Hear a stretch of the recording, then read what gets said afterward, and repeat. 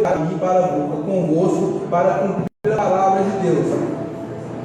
O ministério que estava oculto desde os séculos e todas as gerações agora foi manifesto pelos santos, aos quais Deus quis fazer as riquezas da glória deste mistério entre os gentios, que é Cristo em vós, a esperança da glória.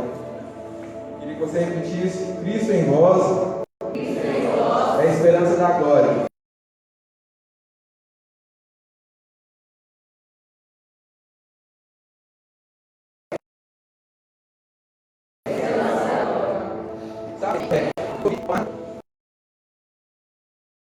De novo, a buscar mais de Deus, porque eu sentia que eu estava na igreja, mas eu estava fora do propósito.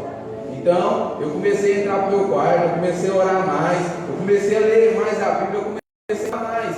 E eu senti que a lenha que estava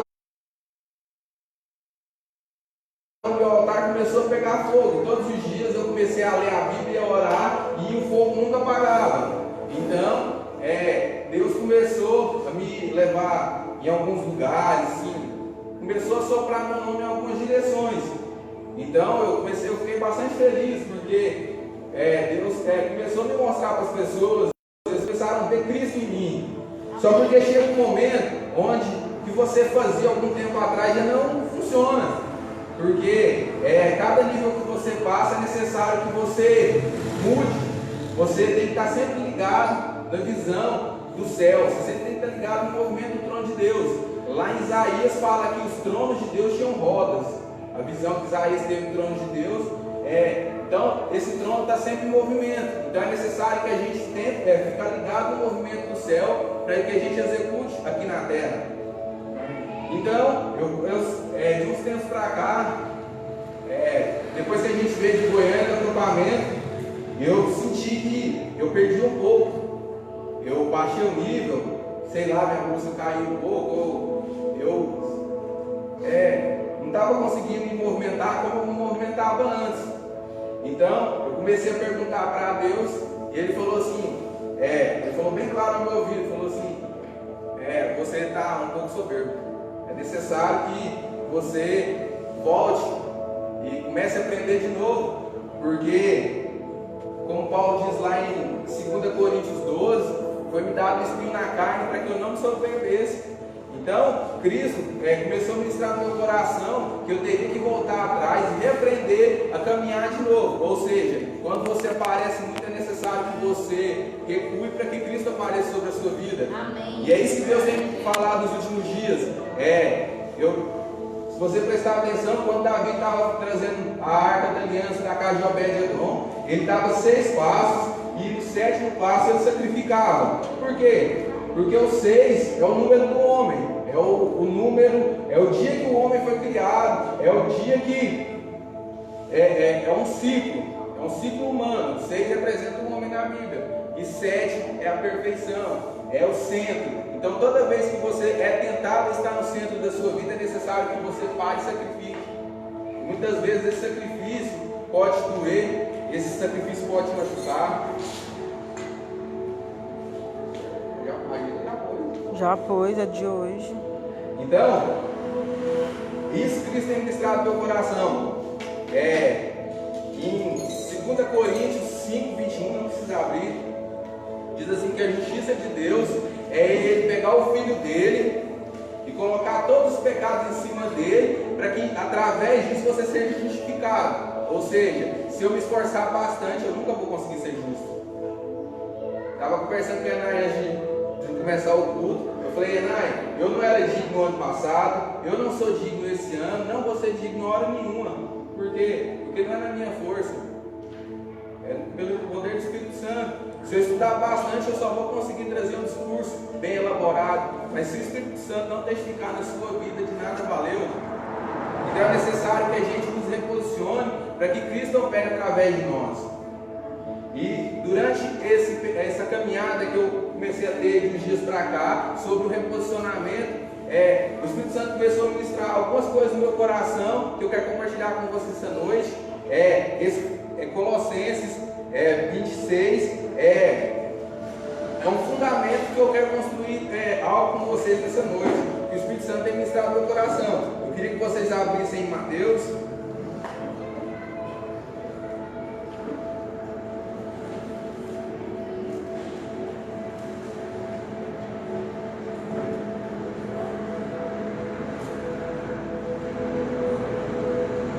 Mateus capítulo 5. E é tão engraçado que nessas perguntas que eu tive, nesse questionamento que eu tive com Deus, depois que Ele falou que eu estava soberbo, eu comecei a questionar Ele sobre algumas coisas. E Ele falou assim para mim assim: eu vou te mostrar o que é você sem minha glória, sem minha graça. Então, as minhas palavras lá no meu cérebro começou a ficar bem ruim de se escutar, mas o cérebro começou a aumentar as pessoas que estavam indo lá. E eu olhava e falava: meu Deus, quando eu me esforçava bastante, eu achava que as palavras estavam muito boas, vinha 5 pessoas. Agora, quando eu acho que as palavras estão bastante ruins, as pessoas estão vindo, o Espírito Santo falou assim para mim assim: é porque depende de mim, não depende de você. Se eu quiser fazer, eu vou fazer. Então, o que Cristo quer fazer, o propósito eterno foi sempre nós nos parecermos com Jesus. Muitas vezes você pode pensar, você vê uma pessoa bonita e fala assim: nossa, quando Deus fez aquela pessoa, Ele jogou a forma fora, errado. A forma que Jesus usou para nos fazer foi Jesus. Nós fomos eleitos nele antes da fundação do mundo. Então, o propósito eterno sempre foi a gente ser parecido com Jesus. Você sabia que antes do pecado, simplesmente não havia adoração? Antes de Adão pecar, não tem nenhum relato na Bíblia que ele adorou o Senhor. Por quê? Porque o homem fora do pecado, tudo que ele faz é uma adoração a Deus. Tudo que o homem faz longe do pecado é uma adoração a Deus. Então, simplesmente Adão, antes do pecado, ele não adorava a Deus, porque a vida dele é uma adoração. E é isso que Deus chama a nós, a voltar para esse lugar onde a gente adora. Mateus 5, o famoso Sermão da Montanha. Deus tem mostrado nesses últimos dias que esse é um dos textos mais poderosos que tem na Bíblia. Diz assim, verso 1: e vendo as multidões, ele subiu ao monte, e enquanto ele estava sentado, aproximaram-se um dos seus discípulos, e ele abrindo a sua boca, ensinando e dizendo: abençoados são os pobres em espírito, porque deles é o reino do céu. Abençoados são os que choram, porque eles serão consolados. Abençoados são os mansos, porque eles herdarão a terra. Abençoados são os que têm fome e sede de justiça, porque eles serão saciados. Abençoados são os misericordiosos, porque obterão misericórdia. Abençoados são os puros de coração, porque eles verão a Deus.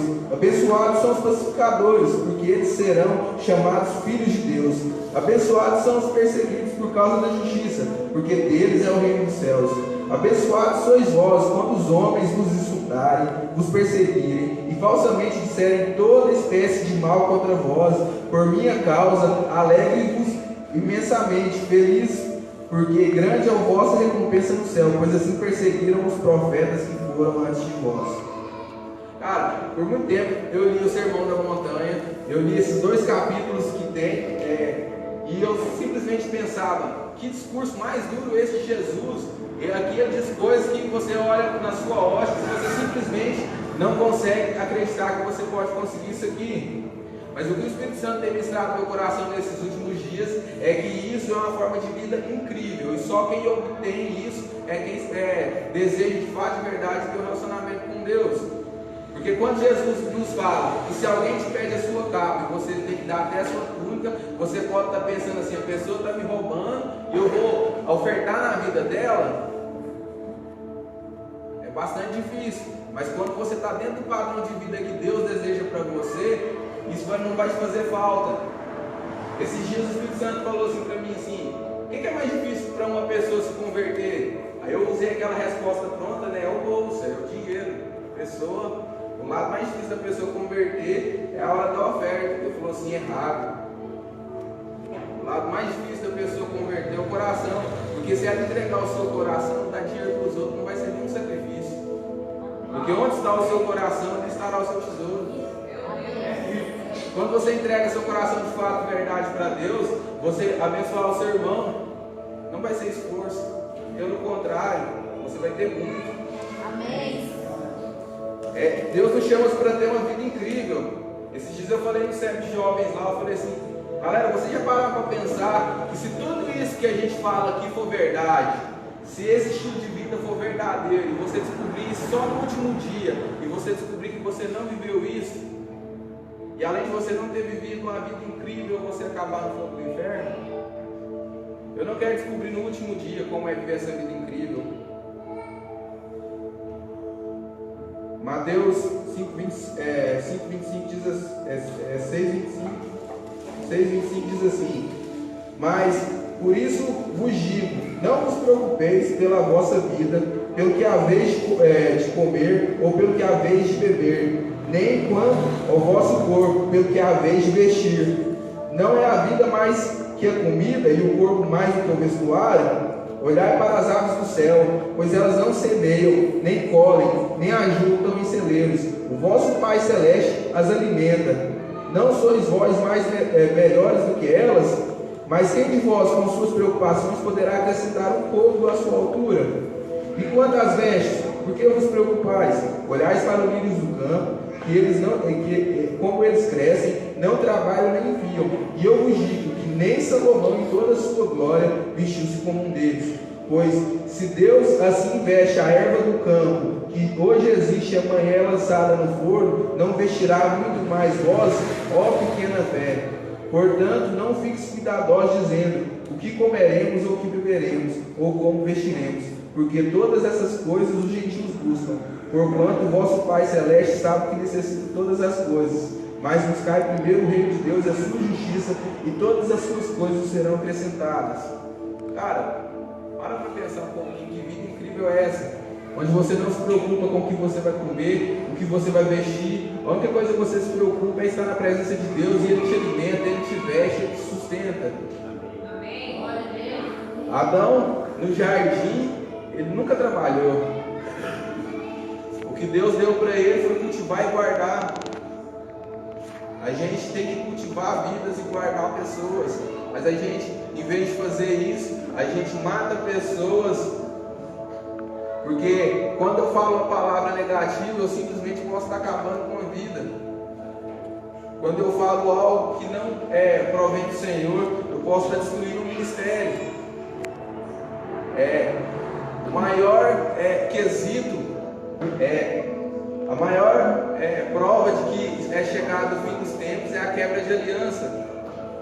Jesus, em Mateus 24, onde ele cita sobre o fim dos tempos, ele diz assim: e todas as coisas serão, o fim dos tempos será como nos dias de Noé. As pessoas comiam, bebiam, casavam e davam-se em casamento. Isso é um estilo de vida hedonista. Hedonista é quando você preocupa só consigo mesmo. Então, quando eu preocupo só comigo mesmo, eu quero uma aliança com o meu irmão, porque eu não preocupo com as dores dele. E quando eu não preocupo com as dores dele, eu estou matando uma geração, porque quebra de aliança só resulta em morte de uma geração. Porque se eu quebrei aliança com alguém, eu não vou produzir filhos espirituais, eu não vou produzir pessoas que vão estar no reino de Deus. Então, em vez de eu ser bênção na vida de alguém, eu me torno maldição. E se você não sabe, se você mata alguém espiritualmente, você vai ser cobrado pela vida dela. Então, a gente tem que começar a buscar esse estilo de vida que Deus chama a gente a ter. Porque simplesmente, quando você não vive o melhor de Deus, você vive uma vida miserável. Porque ninguém consegue ser completo sem Jesus. Você pode ser a pessoa mais rica, você pode ser a pessoa que você acha mais bonita, você pode ter uma vida que você fala assim, todo mundo queria ter uma vida, se você não tiver Jesus, você não tem nada. O coração do homem tem um espaço que só Jesus pode ocupar. Você pode ir, sei lá, na festa mais top que você achar, você pode ir para Ibiza, você nunca vai ser feliz. Você pode se enganar. O que Jesus chama a gente até é um relacionamento pessoal com Ele, é ser parecido com Ele. Essa palavra adoração ela quer dizer que a gente nos apodera da imagem daquele a quem a gente adora. Eu, quando tinha meus 16 anos, eu era muito fã do Dave Grohl, um cantor americano. Então eu comecei a tocar por causa dele, eu comecei a comprar o tênis que ele usava, eu comecei a comprar as camisetas igual ele usava, porque eu queria ser parecido com ele. Mas uma coisa que eu descobri no decorrer do tempo, que muito melhor parecer com Jesus, porque ele garante a salvação.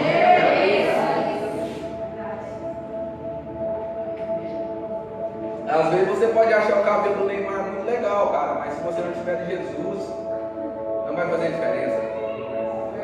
Às vezes você pode comprar um tênis da moda, mas se você não tiver Jesus, ninguém vai olhar para você, vai olhar para o seu tênis. Mas quando você tem Cristo em você, o seu rosto muda. Se a gente for prestar atenção, não sei se vocês já viram aqueles filmes onde a Rússia sempre quer acabar com os Estados Unidos. A Rússia sempre quer acabar com os Estados Unidos, é uma guerra de potências. Então, sempre nos Estados Unidos tem um espião da Rússia. Por quê? Porque querendo uma informação privilegiada. O Joesley Batista ele pagar propina para os outros para ter informações privilegiadas. Cara, e hoje o que Deus quer te dar é uma informação privilegiada. Se você abrir seu coração, Ele vai te dizer o que Ele vai fazer no final do ano, o ano que vem, e você simplesmente vai entrar dentro desse movimento. Cara, quando você consegue ver o futuro, você se planeja da maneira correta. Hoje é o dia da gente nos reposicionar, porque eu não duvido que nós todo mundo estamos posicionados, mas às vezes a gente pode estar posicionado da maneira errada. Hoje Jesus está nos chamando para a gente nos posicionar da maneira correta. Onde a gente adora Ele de fato, de verdade, Ele transforma as nossas vidas, transforma as nossas famílias, transforma as nossas casas. Eu tenho pedido muito ao Senhor que Ele faça algo na minha vida, através da minha vida, e que através disso Ele possa alcançar as pessoas para que o nome dele seja glorificado. Todos os dias eu tenho orado ao Senhor pedindo: Senhor, não me deixe de fora do que o Senhor quer fazer aqui em Sanclerlândia, mas se eu for um peso, me ensina a ser um fardo leve, me ensina a andar na direção correta, porque se a gente não buscar o que Deus tem para a gente vai fracassar. Você às vezes pode estar pensando: minha mãe queria que eu fizesse faculdade, eu resolvi não fazer, e agora eu trabalho em confecção. Essa é uma tarefa bem triste, né? Nossa, o pessoal não trabalha em confecção e tal. Mas às vezes o que Deus quer para você é você ser profeta das nações, é você ser missionário nas nações. Mas aí você está esperando uma pessoa vir dos Estados Unidos te chamar para ir para Jocum. Ou às vezes você está esperando o pastor José te dar uma passagem para a África. Enquanto isso, a sua família todos os dias está brigando, você não consegue ganhar ninguém, amigo seu. Por quê? Porque você está esperando um avivamento. Cara, ir para a África é bênção de Deus, mas se você não conseguir ser um missionário dentro da sua casa, você vai fracassar na África. Você está só fugindo do seu propósito. Se você não evangelizar o seu vizinho, você não vai conseguir evangelizar um africano. Meu Deus! Se você não consegue ter vida de Deus para quem te conhece,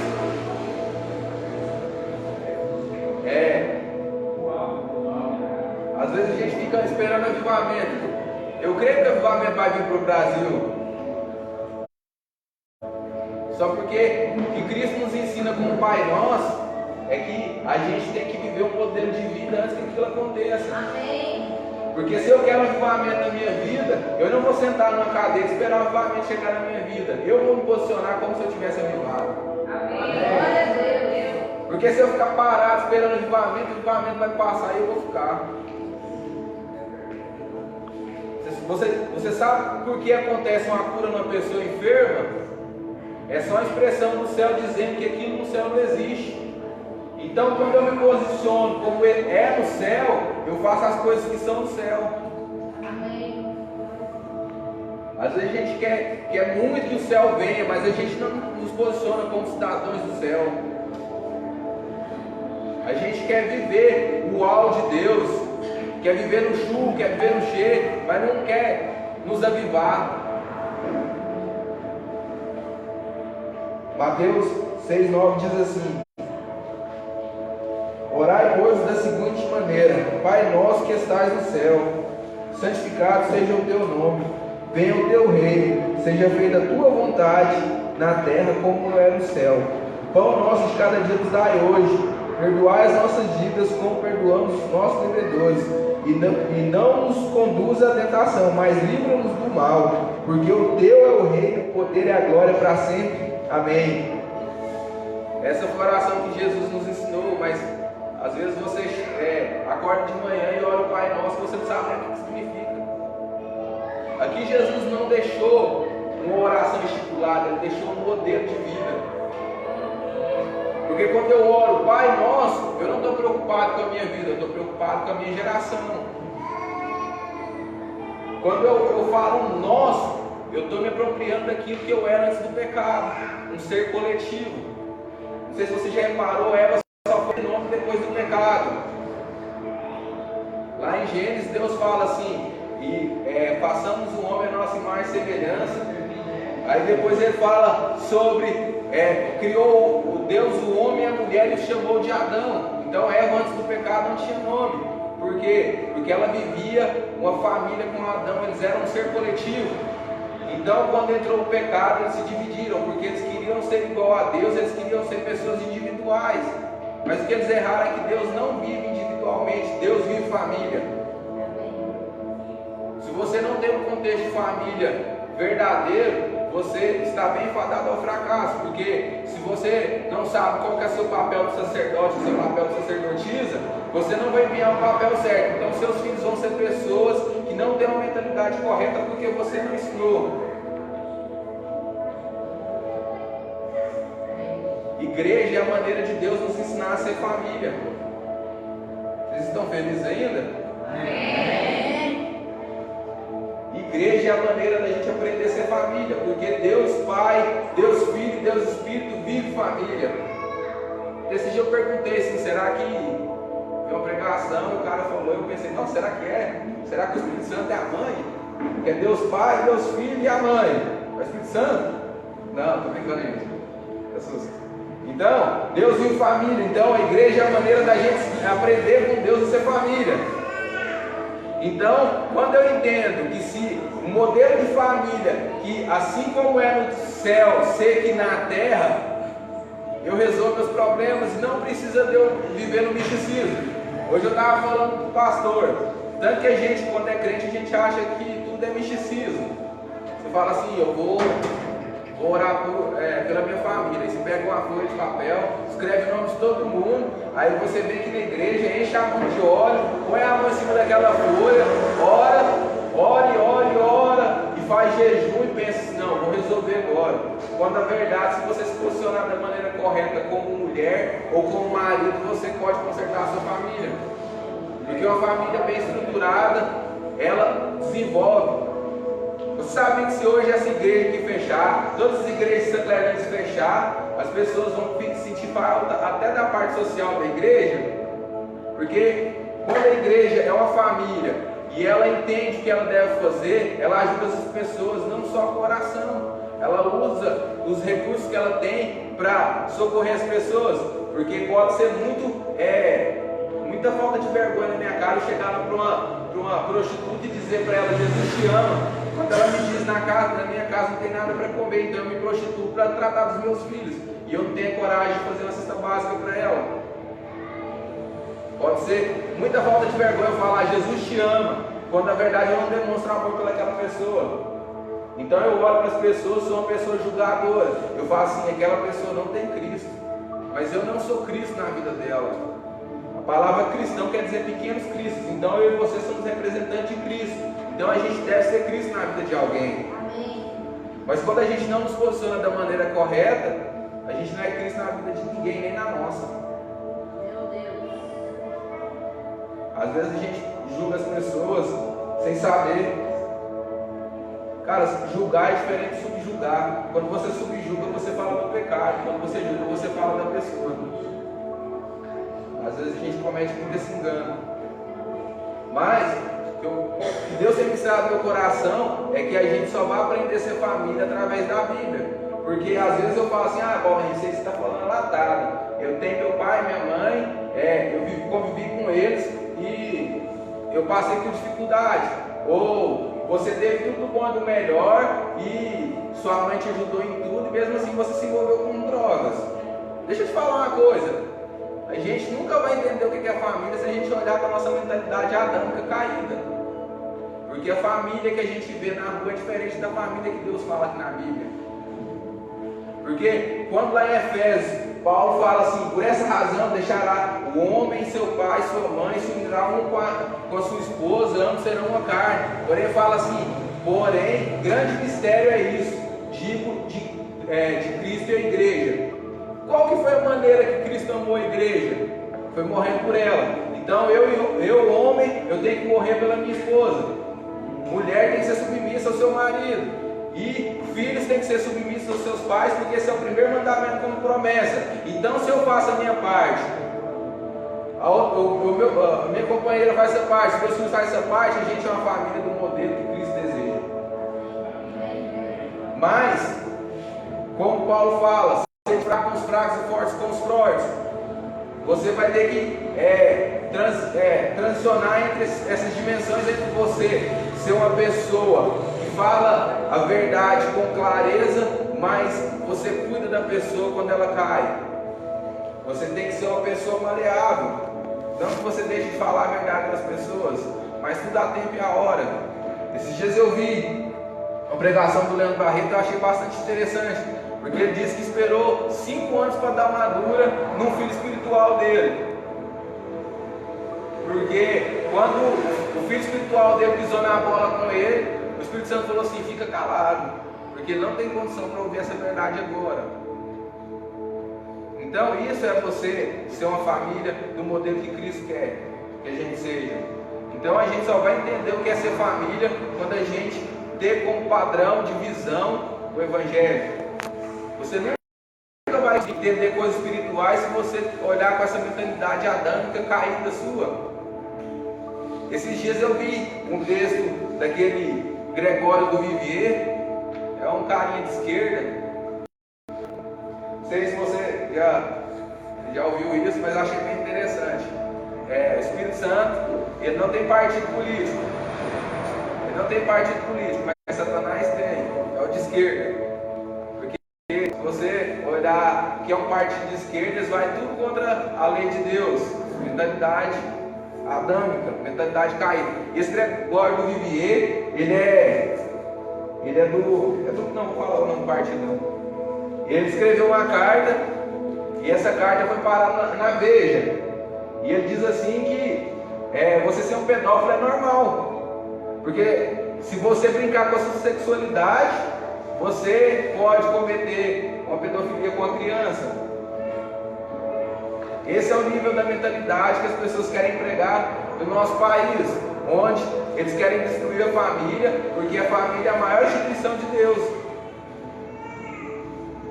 Se você parar para pensar, a televisão quer destruir a família, os homossexuais dizem, nós queremos a nossa família. Família?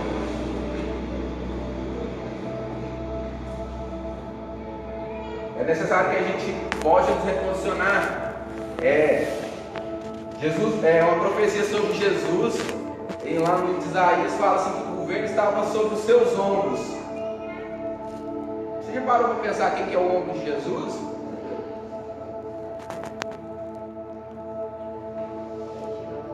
O ombro de Jesus é a igreja, nós somos o corpo, o ombro é parte do corpo, então o governo está sobre nós. Mas aí a gente cala a nossa boca, a gente critica as pessoas que querem fazer alguma coisa, porque a gente fala, política não é lugar para cristão não.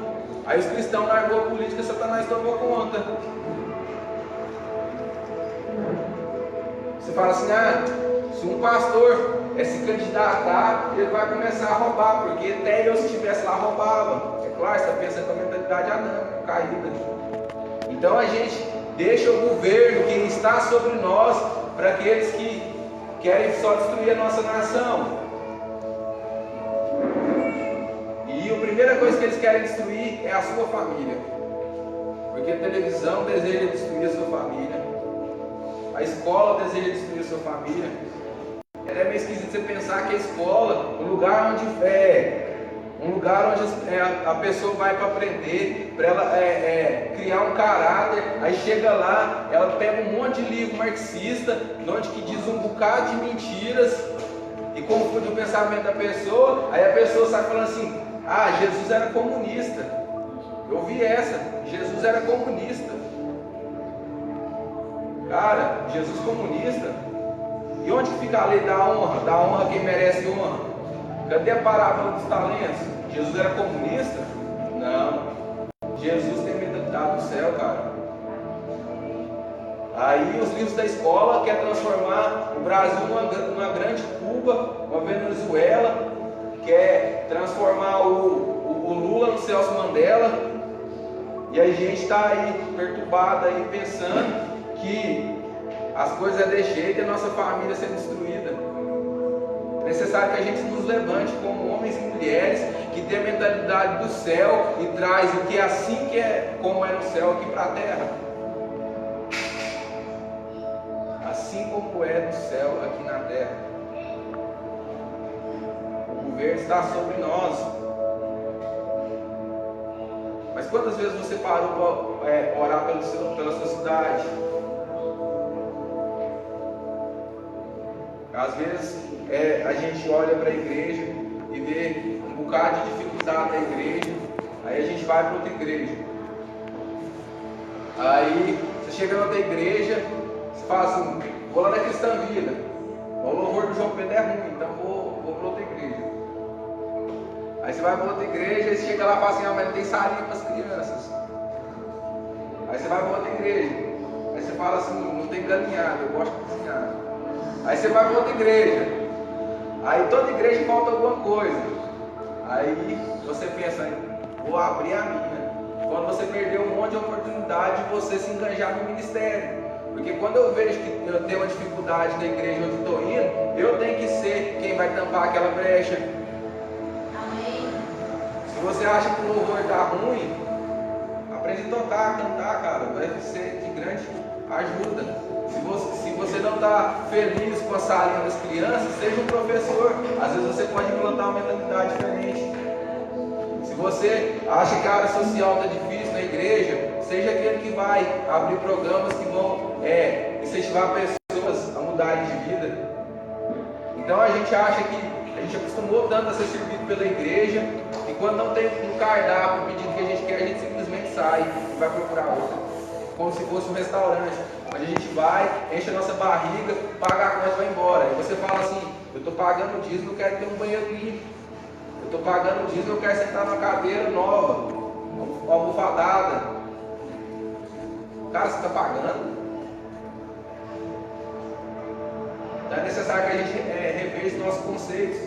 A gente nos reposicione, porque a gente acha que tudo que Jesus quer para a nossa vida é espiritual, quando na verdade muita coisa, gente, é só questão de ética. É só você ter uma mentalidade aberta, uma mentalidade voltada para o reino de Deus. Sabe? Aqui no Sermão da Montanha tem 18 ouviste falar. Eles falam assim: ouviste falar em adultério. Quando eu digo para vocês, se você olhar para uma mulher com segundas intenções, você já adulterou. Tem 18 ouviste falar. Isso é a constituição do reino de Deus. Porque às vezes você pode estar fazendo uma coisa que a lei te ampara, mas é imoral. Então você não está vivendo o reino dos céus. Às vezes você está falando assim: ah, se o Randeir for me cobrar lá, que ele é cobrador, e for no meu horário de almoço, eu vou processar. A lei me ampara para isso. Te ampara, mas isso é imoral você fazer isso. Porque você deve naquele lugar. Então você acha que porque a lei te ampara numa situação, você pode dar calote nos outros. É igual eu vi um áudio esses dias aí de um cara devendo 200 mil no banco. Aí o banco ligou para ele cobrando, ele falou assim: não, vou esperar o Ciro Gomes ganhar, porque vai limpar meu nome do SPC. Você está entendendo? A gente, todo mundo quer aproveitar da situação. Esses dias eu falei para o pastor, a gente estava precisando de um cabo de áudio aqui no louvor. Aí eu fui lá e apressei para ver quanto ficava. O cara foi e falou o preço. Fui conversei com a pastora e falou assim, não, pode mandar fazer. Fui lá, mandei fazer. O dia que eu fui pegar o cabo tinha ficado R$15 mais barato.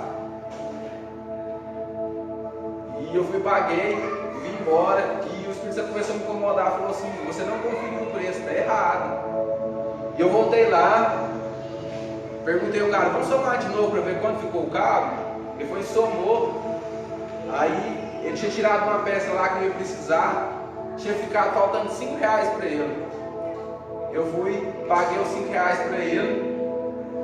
E o cara ficou muito agradecido. A mulher dele até me abraçou. Falou assim, nossa, nunca vi ninguém fazer isso. Aí tinha ficado mais R$10. Eu fui devolver para a igreja. Eu poderia ter ficado com esses R$15. Mas isso é o que Deus quer.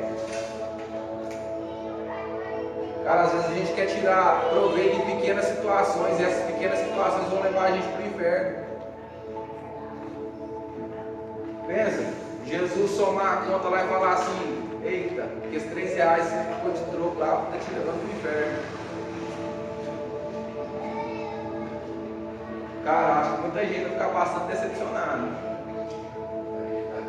Vou falar assim, que a falta de perdão ali, pelaquela pessoa que pisou no seu pé e você ficou magoado com ela, aquela falta de perdão está te impedindo de entrar no reino dos céus. Samara pisou no pé do André, não teve que dar dinheiro. Mas tá tranquilo agora, Samara. Então, às vezes a gente tem uma mentalidade tão caída que a gente quer tirar proveito das coisas. Na verdade, essas coisas estão levando a gente para o buraco. Aí você fala assim, eu não escuto a voz do Espírito Santo. Eu não escuto Deus falar comigo. Cara, você está tão cheio das coisas do mundo que você não escuta Deus falar com você. Por quê? Porque simplesmente você está com a mentalidade errada. Sabe, esses dias aconteceu uma situação que eu pensei assim, Deus, será por que a gente está tão longe do Evangelho puro e simples? Como que a gente está tão longe de um Evangelho puro e simples, onde a gente tem a capacidade de ajudar as pessoas por necessidades das pessoas e a gente acha que a gente é melhor que elas? Porque quando eu acho que eu tô mais em Deus, eu posso fazer o que eu quiser. Esses dias a pastora foi ministrar numa vigília. Eu cheguei lá, era daquelas igrejas que eles dão oportunidade. Dão oportunidade para todo mundo. Eu falei assim, nossa Deus, por que você me traz num lugar que nem esse? Eu odeio esse lugar. Não gosto desse jeito nenhum. Tenho preguiça disso. Aí o povo começou naquela religiosidade e tal. Aí eu já estava impaciente. Falei pro João Pedro, falei assim, por que ninguém me dá um microfone num lugar igual esse? Eu estava doidinho para quebrar aquele povo. Estava doidinho para rasgar umas verdades na cara deles. Aí o Espírito Santo falou assim para mim assim, nossa, você está tão crescido agora, hein? Você tem tanta revelação que agora você pode até bater nos outros. Você é o novo Messias. Você está tão grande que você pode sair espancando os outros. Chutando a mesa do templo, expulsando os cambistas. Cara, só em amor a gente vai mudar a situação. Por isso que tem que ser família, cara, porque família trata tudo em amor. Seu irmão te der uma grana, você perdoa porque você ama ele, cara. Seu irmão usa suas roupas, você fica chateado, mas depois você perdoa porque você ama ele. Tudo é família. Sabe essa pessoa que todo dia te enjoa, todo dia fala assim, Samara, você está gorda, ela está tratando sua vida, mas você perdoa ela porque você ama ela, e essa pessoa fala isso para você, e essa pessoa está te ajudando a crescer. Você olha no espelho e fala assim, nossa, estou gordo mesmo, tem que melhorar para crescer. Ou então a pessoa fala, cara, você nunca vai ver uma pessoa que não é bastante amigo se eu chegar para você e falar, velho, você tem mau hálito. Nunca uma pessoa que não é bastante amiga sua vai dizer isso pra você. Geralmente é a mãe que diz pra gente, né? Por quê? Porque família tem a capacidade de dizer as coisas sem te machucar, porque elas dizem em amor. Tudo no Evangelho é em amor. Mas a gente só entende isso quando a gente está posicionado da maneira correta. E é isso que eu queria deixar para vocês hoje. É a hora da gente nos posicionar como a Bíblia diz que a gente tem que ser. Uma família.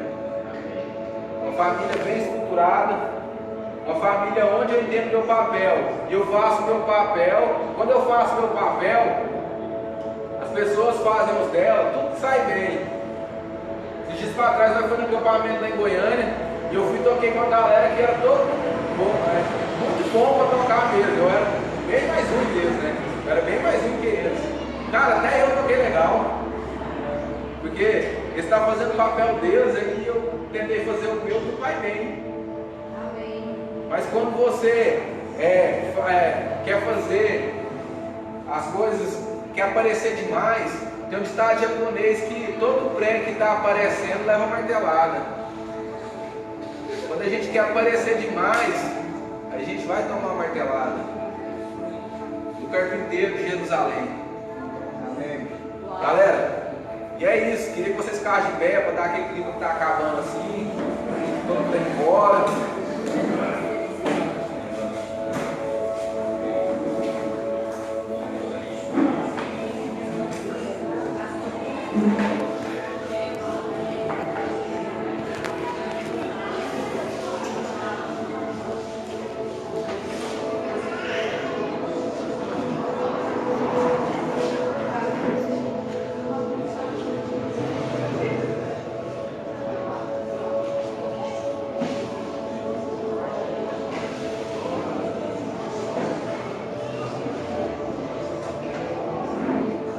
Então, galera, é hora da gente nos posicionar.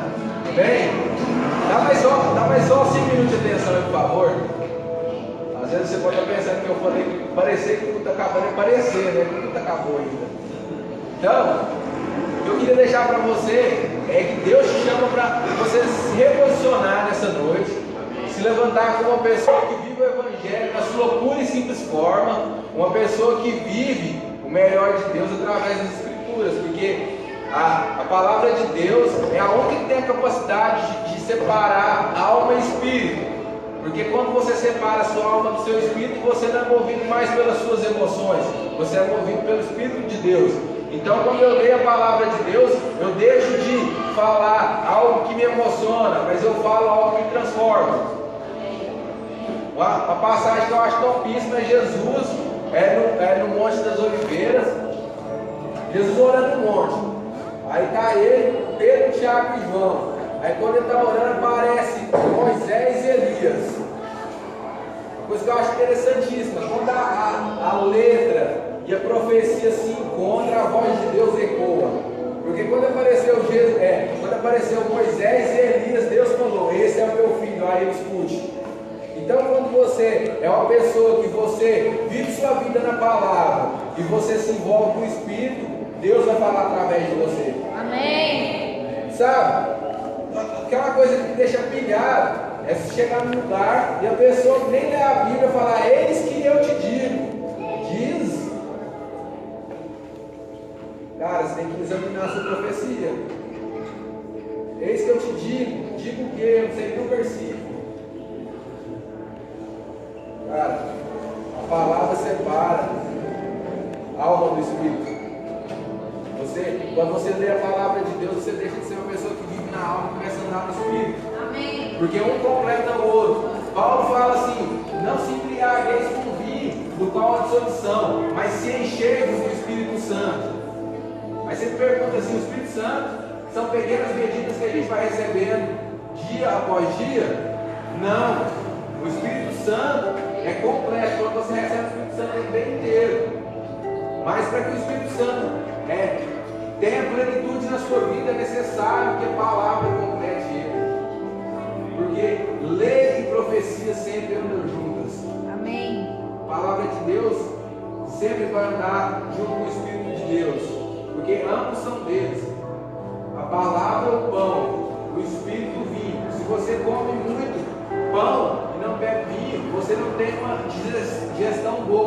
se você bebe só vinho, você fica bêbado e perde os sentidos.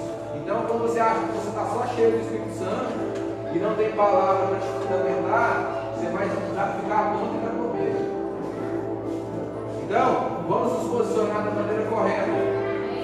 Se você sentiu que você está meio fora do propósito, ou que você precisa se posicionar de novo, como eu preciso a cada dia, a cada manhã me posicionar da maneira que Deus quer, eu queria que você fechasse seus olhos, baixasse sua cabeça, começasse a fazer uma oração a Deus, na qual você fala o seu coração para Deus.